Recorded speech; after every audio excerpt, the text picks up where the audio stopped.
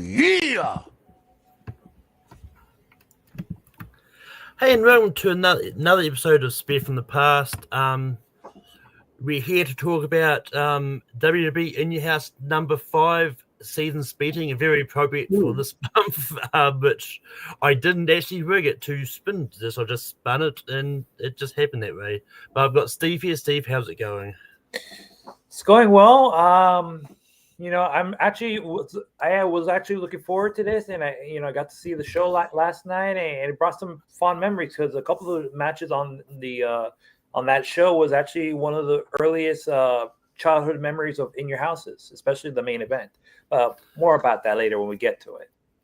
Yeah, but I always like to start. I like to do this on the day segment about what else was happening in the world at the time. The number one movie at the time this pay-per-view aired, which was December the 17th in 95, was Jumanji. The number one song was One Sweet Day by Boyz II Men and Mariah Carey. And the number one album was Anthology number 1 by the Beatles, which back in the 90s is weird, but it's like everyone loves the Beatles. To bump in on that, I mean, it's funny that they actually reissued the Beatles anthology documentary show, which around that same time last year was around the same time 30 years ago that this came out. That was number 1, the anthology volume 5. That the came around at that same time. Yeah. But yeah, as I started doing last week, because we have expanded the stuff that we talk about on here to TNA pay-per-views and Ring of Honor pay-per-views. I would normally do who the champions of the other promotions were, but TNA and Ring of Honor both did not exist in the 90s. Nope. So yeah. But the first match we had was Razor Ramon and Marty Jannetty defeating the 1-2-3 Kid, who will soon be known as X-Pac later on, and Psycho Sid. Yeah, this match I thought it was pretty okay. But it was a standard tag match. Like nothing much really happened. Like Razor Ramon and Marty Jannetty was kind of a really random pure but it was good. The end of the match was kind of all over the place because like they had the finish, and then Razor Ramon's music played, and then it sort of stopped, and then the post-match beatdown sort of happened straight after that, and then this music played again. So I had no idea if the match had ended or if there was a mistake of the music cues and stuff. It was just that confusing. And then randomly having the promo by Goldust in the middle of the match kind of took it out a little bit as well. But Steve, what are your thoughts about this first match here?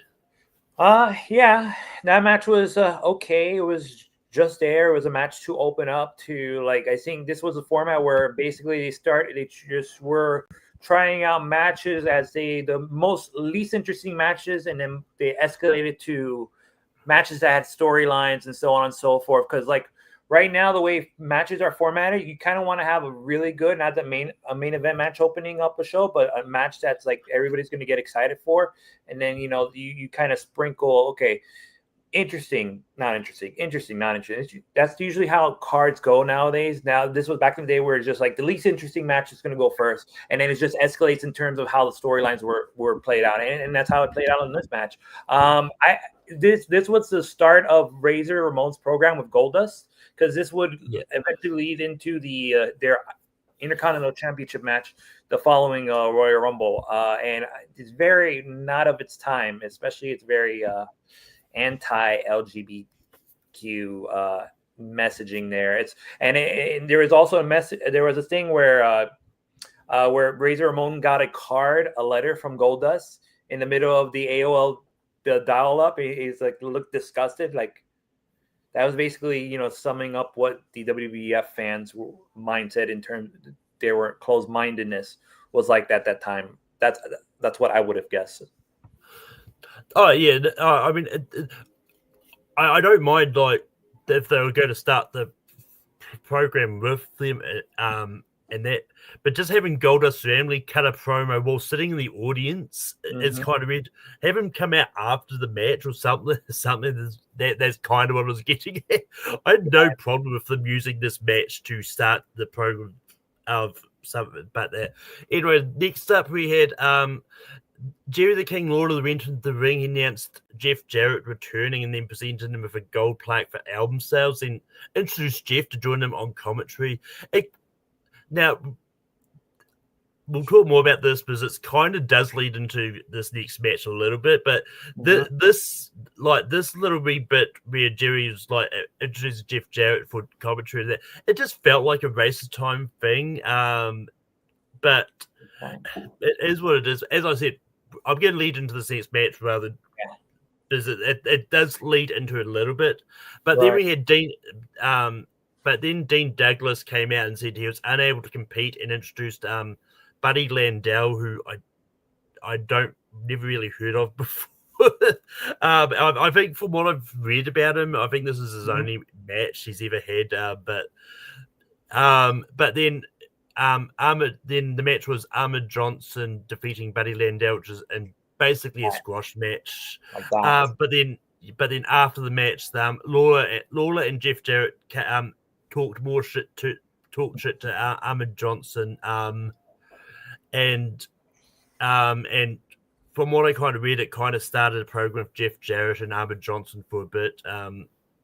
But yeah, all in all, like this whole from this little bit is like I don't mind squash matches too much, but this just felt like it was just an excuse to start a program, then having an actual match, and I think one note I did put in there is like I forgot how annoying Jerry the King Lawler is in the 90s with this whole gimmick. But Steve, what are your thoughts about this whole segment match? Annoying. This was just grating. It was just like I knew how bad Jerry Lawler was back in the day, and just having to revisit it, it's like I was tempted to just fast forward through a lot of it, but I'm here reviewing it because I need to be biased and not just go through all this. Buddy Landel, I believe he was in WCW a little bit before. He was a very well-traveled independent wrestler. He was known as the Other Nature Boy because him and Ric Flair were kind of having a tit and tat about. I believe they had a program out of the Fed where it was Landel versus Flair on the independents or in WCW to battle who was the real Nature Boy. So there's a little history of that, but this was nothing. It's just a squash match and just a reason to get Dean Douglas faces out there. Hey, look, just a reminder, we still have Dean Douglas, even though he's injured. Look, here's Jeff Jarrett. He's coming back. It was really nothing. It was just time filler. And like you said, a reason to give Jeff Jarrett a program with the young upstart Ahmed Johnson, who is not that great of a worker. He's very, very rough around the edges.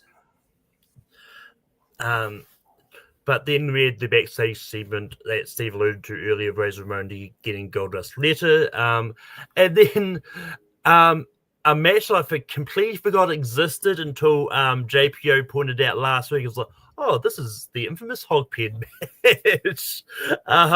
But yes, Hunter Hearst Helmsley defeating Henry O. Godwin in an Arkansas Hogpen match, which for those that may not know what a Hogpen match is, there's only ever I believe there was only ever two Hogpen matches, because I think Jim Moss was in one at one point. Yeah.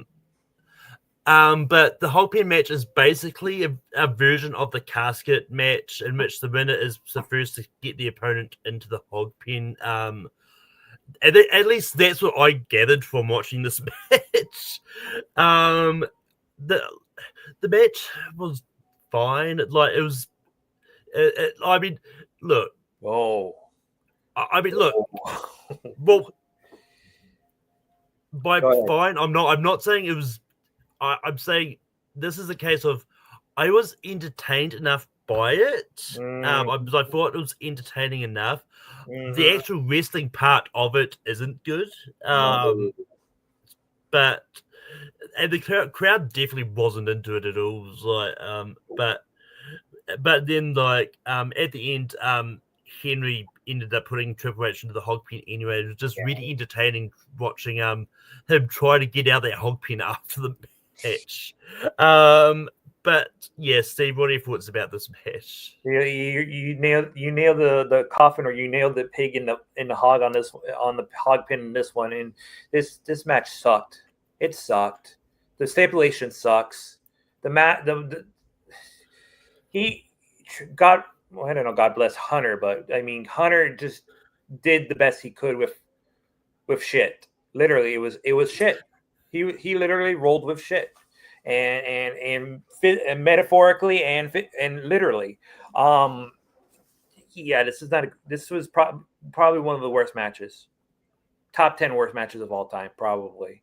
Definitely worst, one of the worst match stipulations of all time, because there's really no point in this match just to make somebody look like an ass. And both competitors both look like ass, except just Henry getting the one on Hunter, because you got to make Hunter look strong, but you can also make him look humiliated by making him get dumped in shit. Yeah, this was the worst match. This was the worst match of the night.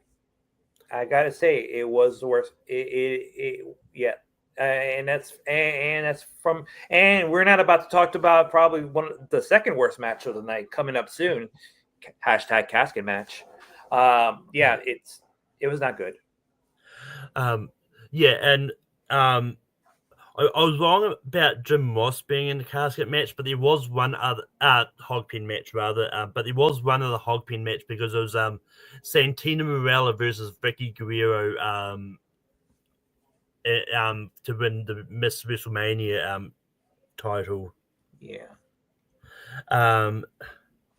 But yeah, moving on to the next match we had was Owen Hart defeating Diesel.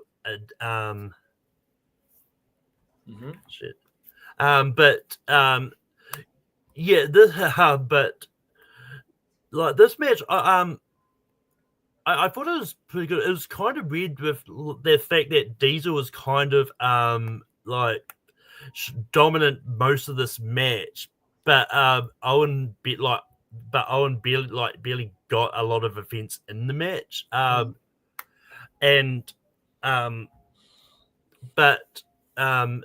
Yeah, I thought the match was once again like outside of the main event. I don't think there was a lot of really stellar matches on this card. There's a lot of them just ranged from fine to like. But this was one that I like, and this is one of those ones where like there's a pay-per-view I'm kind of dreading doing featuring Owen Hart, because I'm pretty sure because Over the Edge. Yeah, that's what I'm kind of dreading doing when it eventually comes up. Whoa!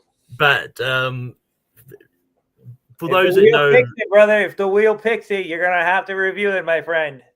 Oh, I mean, look, there's some pay-per-views on that reel where it's like I don't really want to do it, but I know I've got to have to do it eventually. But yeah, I thought the match was decent, but it was just pretty much a quick match to show that Diesel was still very dominant. But yeah, Steve, what are your thoughts about Owen Hart versus Diesel? This was probably the second best match of the night, honestly, if I'm going to be honest with you guys, even though it was very fucking short.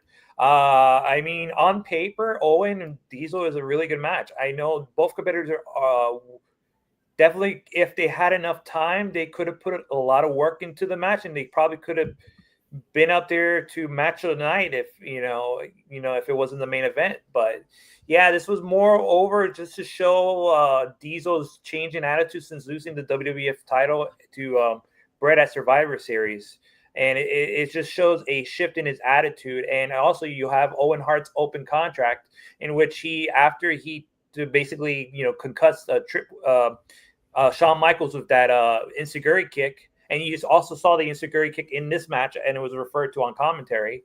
But yeah, this Owen's a bumping machine, man. He can bump like a motherfucker, and he did that for this match. And like I said, this ended in disqualification because Diesel was being an asshole and he pushed the referee because he wanted to keep jackknifing Owen, and the referee is no, he can't do that. He fucking pushed him and like, all right, you're disqualified. And yeah, it was more just to show the shift and change in Diesel's attitude. And as he would progress, he would get into programs with Taker, Shawn Michaels in the future, right before he went off and left for the good old pastures of the WCW. But then next up, obviously with a pay-per-view called Seasons Beating, we've got the obligatory Santa segment, which was Ted DiBiase coming out and does a promo, and then gets Santa and Savio Vega in the ring with him, and then Ted just ripped on Santa, and Savio said that he believes in Santa. Then Santa attacked Savio. Then look, Vince on commentary is a mixed bag, but there's like, that can't be the real Santa Claus. No shit, Vince. Of course it's not the real Santa Claus. Which from what I understand from my searching, Santa in this segment was Bulls Mahoney, who was known as ex Santa Claus after the segment. Santa Claus. But this, I mean, look, this segment was entertaining enough. More entertaining than the Hogpen match, that's for sure. Oh, for sure, man, for sure, absolutely. I have to agree with you. This you have to have a perennial Santa Claus segment, and this was fine. It did its job. We had Balls Mahoney as Santa Claus. I mean, that did its job. You know, what else can you do? They really needed to fill. They had to fill so much fucking time because this card was light like a motherfucker. I mean, if you look at it, like there's like in total 9 matches happened that night, but we had 3 dark matches. We had a Savio Vega versus Bob Backlund. We had a Goldust versus Duke Droese, and then we had Barry Horowitz, Hakushi, and the Smoking Guns defeating Yokozuna, Isaac Yankem, DDS, and the Body Donuts. Who would want to miss those matches, huh, guys? 1995 WWF. What a fucking thing. But talking about what a fucking thing, we've got Undertaker defeats King Mabel, who is also known as Viscera, who's also known as Big Eddie V, the man of many names in WWE, in a casket match. Look, for what it's worth, I'm a sucker for when it comes to like gimmick matches, and there is definitely better casket matches out there, but I also don't think this is necessarily the worst casket match I've seen either. But bottom five at least. But I always really enjoy Undertaker, and considering with the way this pay-per-view ended, which we'll get to when we get to it, Undertaker definitely was not losing this match,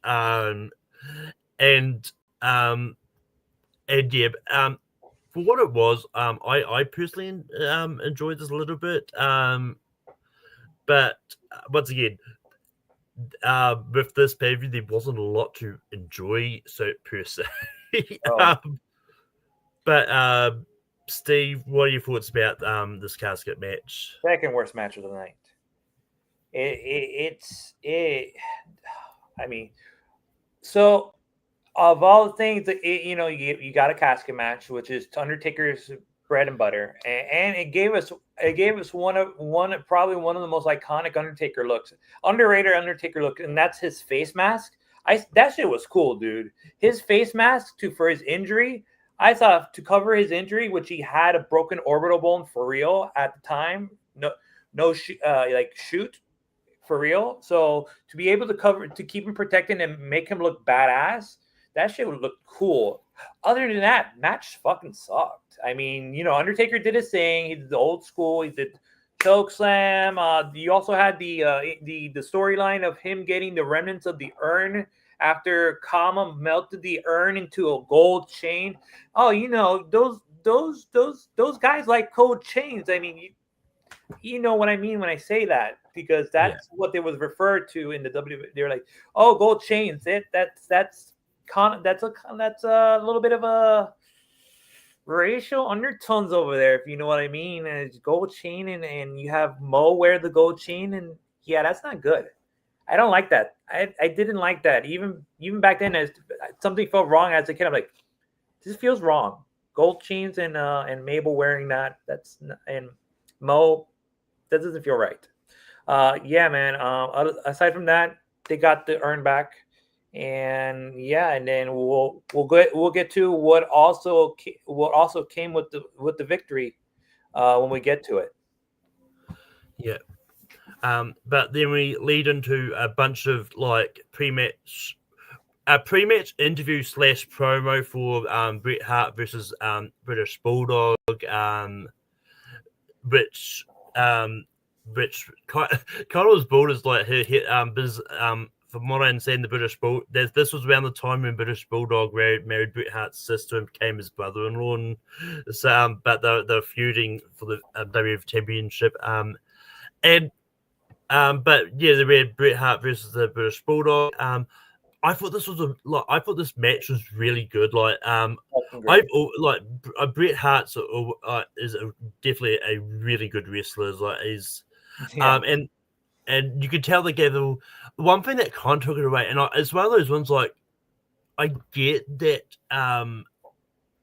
that the sister's a big point in this match for why it was happening and all that, but I don't think they need to cut her so much throughout the match. But that's kind of my only criticism about the match. But other than that, I really enjoyed it. But Steve, what are your thoughts about Bret Hart versus the British Bulldog? First of all, I would have liked that they got the kid from SummerSlam 1992 from the opening of the pay-per-view match. The kid, the British Bulldog, he's going to win this match whether he wants to or not. I just wish they would have brought that kid back. That would have been just funny as fuck, just for an insider joke. But aside from that, this is easily the best match of the night. Hell, this is probably easily the best match of 1995 if I were to think about it, because you didn't really have any really good matches, and if there were any good matches involved, it would have to either been involving Owen or Bret, and Bret mostly was definitely the person who would make shit out of chicken salad, no matter who the opponent is, But this probably has to be the best match of 1985, and they capped it off. And this was a rare occasion where Bret Hart bled. He cut himself open. Sorry, insider terms. But yeah, this is the first time in bled in 1985. That was a no-no. We hardly saw any blood in 1985. We hardly saw anything. We didn't even see any blood when Shawn Michaels got concussed. So this was a very interesting match in which you saw Bret Hart bled on WWF television for the first time, and he pulled up some great moves. And British Bulldog, such a fucking monster, dude. He is so incredible. He's such an agile athlete. He's so strong. And if you look at this, like a lot of the matches, a lot of moves that you see now today were like the springboard plancha Bret Hart did onto Bulldog onto the outside, and then he pounded on him. That was like fucking lucha compared to like now. This was in 95. It was like, whoa, this guy just like jumped over the ropes. So we jumped over the ropes using the ropes onto this other guy. Wow, that's fucking cool. And he was doing like fucking like diving crossbodies from like to the outside. Like he was innovating things that people weren't used to seeing on WWF television. Bret Hart is the best there is, the best there was, and the best there ever will be. And he's the execution of excellence for a reason. Or I think it's the excellence of I don't know how it goes. I get confused with my nickname, but yeah, easily best match of the night. Great stuff. Anytime that it's Owen, Bulldog, Perfect or Austin in the ring, Brett's going to pull off probably an all-timer. Yeah. But then, and then after the match, like we had the reveal that Undertaker's going to be facing Bret Hart at Royal Rumble the following year, and then we had a promo of them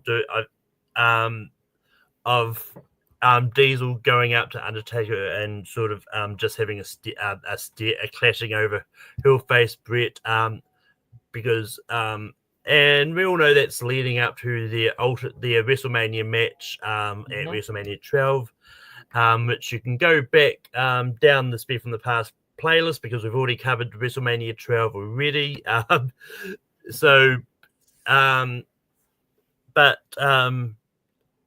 But yeah, but that is In Your House Season's Beatings. Steve, if you go back in time and change sort of one booking decision about this match, what would you change? On the card, I would probably, I don't know. I would definitely have Diesel win instead of disqualification. I would have wanted the Owen Hart and Diesel match to be longer. I think those two were capable of putting up a great match. It's still considered the second best match of the night, in my opinion. But I think those two could have pulled up a really good match. I think it should have been a lot longer.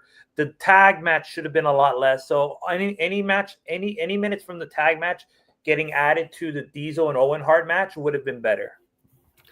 Yeah, and for me, I probably would have changed this whole Ahmed Johnson sort of thing. I would have had. If it was me, I probably would have had Ahmed Johnson come out, and then you get Jerry Lawler come out and announce Jeff Jarrett, and actually have the match being Ahmed Johnson versus Jeff Jarrett, which I think you could have had a really good, solid match, and that takes away a lot of that sort of bullshit out and about around that match, because it's kind of pointless. Yeah, because honestly, it doesn't really lead to anywhere. I don't remember any big programming with Jeff Jarrett and Ahmed Johnson, because then Ahmed Johnson goes into the Rumble and he does a couple of eliminations, and I'm pretty sure Jeff Jarrett gets involved, but that's really what leads to it. Other than that, it just goes from Ahmed warring with the Jim Cornette faction into WrestleMania 12, because that Jeff Jarrett really didn't do anything. If you really think about hindsight, it didn't really lead to anything. Yeah. Just going to look up. I'm sure they had some house shows. I'm sure they did maybe a match on Monday Night Raw, but like on pay-per-view, they didn't have anything at all. Yeah. All right, so Jeff Jarrett, after this return, he feuded with Ahmed Johnson. He lost to Johnson by DQ at the 96 Royal Rumble and left shortly after due to a contract dispute. Of course, that's Jeff Jarrett for you. Yeah. And then he goes to WCW in 96. So yeah, you're right. Like it did go nowhere, but but yeah, but for that, overall, what would you rate the pay-per-view out of 5 stars? Or what did you think of the pay-per-view, and then what would you rate it out of 5 stars? The main event carried the event. The main event carried the event. There was not like I said, the second best match was a 4-minute almost semi-squash match that ended in disqualification, and that says a lot when I say that's the second best match of the night. So I would say I give this a C.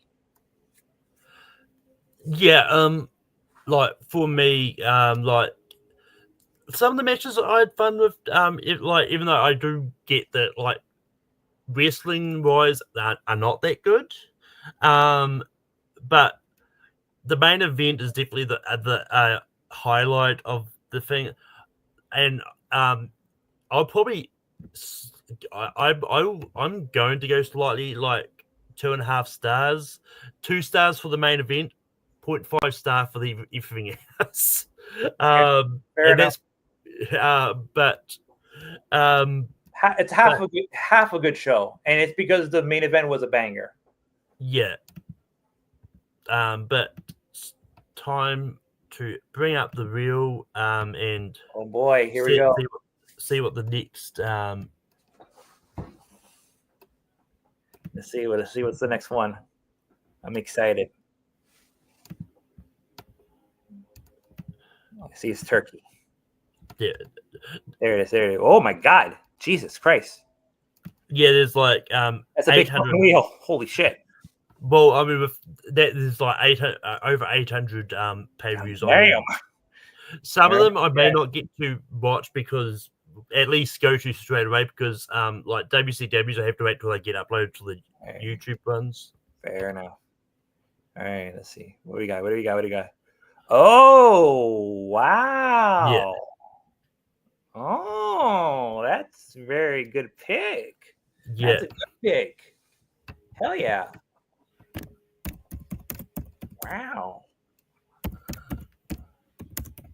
Shit, I've heard about this event and I have not actually seen it, but shit, man. Yeah.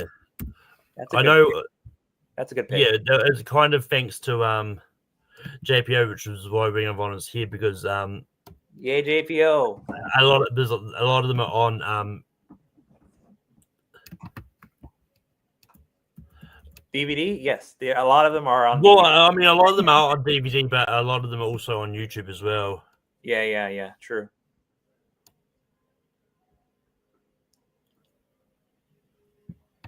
See, so there's a lot of. I mean, there's a lot of names I do recognize here. I think that I see you also might have a Bryan Danielson match in there. I think. Yeah. No, it's a Bryan Danielson match.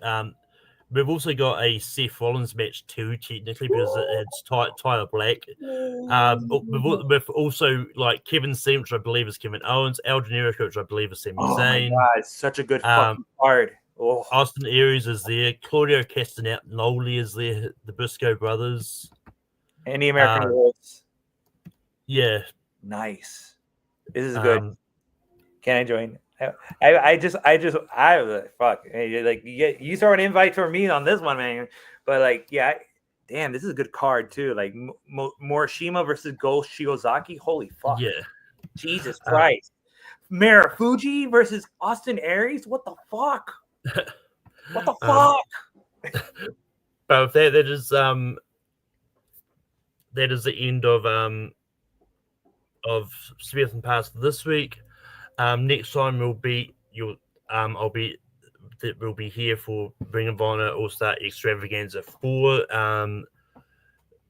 Probably won't be till next year though, just because I'm probably going to take the rest of December off. Aside from various things I've already doing. But Steve, where can people find you online? They can find me online at smesai85 on Instagram. They can find me online on Mesa Media 1 on Facebook, on Twitter, X, whatever you want to call it, on YouTube. I have 2 videos coming up that are going to premiere Friday, the day of Ring of Honor's Final Battle, which is happening at GalaxyCon Columbus. I will be there for Ring of Honor Final Battle, and not only for Ring of Honor Final Battle, and not only for AEW Collision, but I will also be there for Fantasy Super Cosplay Wrestling. It is happening all 3 days of GalaxyCon Columbus. We have shows happening, I believe, 2 o'clock, 3 o'clock on Friday, and 4 o'clock on Saturday and Sunday, and we might have an actual bonus show. Your boy is going to be filming all the festivities happening with FSCW. Not only that, your boy will also be hosting some FSCW Pictionary featuring some of the wrestlers from FSCW, and yours truly will be doing an edition of freshly squeezed wrestling trivia with your boy dressed as everybody's favorite slacker, Orange Cassidy. That's happening on Sunday, and there's going to be a plethora of wrestling prizes to compete for if you are there in the Galaxy Columbus area. And yeah, you can find me on Tape Free Productions as I host Rank 'em every week. Next week we do going to be ranking James Cameron's movies. Should be a lot of fun. You can also find me on Spear from the Past hosting on Malcolm's Move Media hosting Spear from the Past each week. Next episode will be on Ring of Honor, also Extravaganza 4, as I said a few minutes ago. And as I said, it may not happen this month. It may be the first one I do next year, but we'll see. It depends on sort of schedules and stuff for myself. You can find, and then I pop up here and there on the Movie Hero Network from time to time, and yeah, but shall see you next time and have fun.